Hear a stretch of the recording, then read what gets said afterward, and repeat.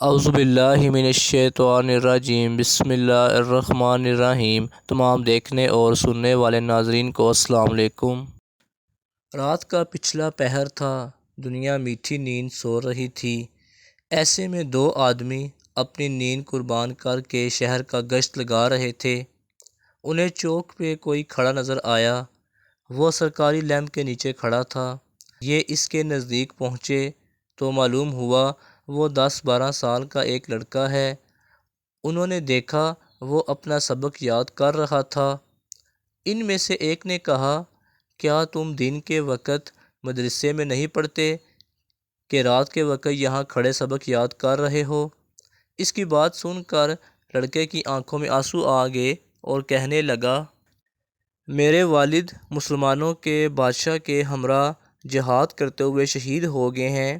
میں اپنے ماں باپ کی اکلوتی اولاد ہوں۔ میرے والد ہمارے لیے کوئی سرمایہ نہیں چھوڑ کر گئے، اس لیے میری والدہ سارا دن ٹوکریاں بناتی ہیں، میں ان کو بازار میں بیچتا ہوں، اس لیے دن میں میرے پاس پڑھنے کا وقت نہیں ہوتا۔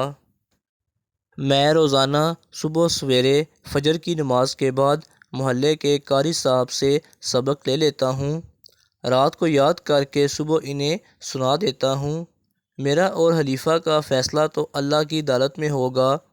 میں وہاں بادشاہ کا گریبان پکڑ کر عرض کروں گا، اے اللہ، اس بادشاہ نے تیرے راستے میں شہید ہونے والے مجاہد کے گھرانے کی ذرا بھی خبر گیری نہیں کی۔ اس کے محل میں تو ہزارہا چراغ جلتے تھے، لیکن مجھے گھر میں چراغ نہ ہونے کی وجہ سے سرکاری لیمپ کی روشنی میں پڑھنا پڑتا تھا۔ ان دو آدمیوں میں سے ایک خود بادشاہ تھا۔ وہ بچے کی باتیں سن کر بہت شرمندہ ہوا۔ اس نے آگے بڑھ کر کہا، میں ہی تمہارا بادشاہ ہوں، اے لڑکے مجھے معاف کر دے۔ اگر تو نے میری شکایت اللہ تعالیٰ کے دربار میں کر دی تو میں کہیں کا نہیں رہوں گا۔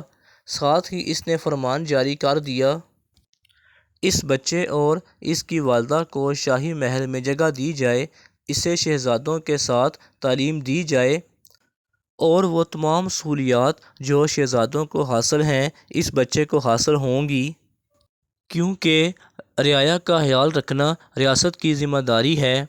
آج دنیا اس بادشاہ کو سلطان محمود غزنوی کے نام سے جانتی ہے۔ ناظرین، اس مختصر کہانی کا مقصد یہ تھا کہ ہمارے اسلاف کس طرح اپنی رعایا کا خیال رکھتے تھے، اور وہ اپنی رعایا کے بارے میں اللہ تعالیٰ سے ڈرتے تھے۔ اے کاش کہ ہمیں بھی ایسے حکمران نصیب ہو جائیں۔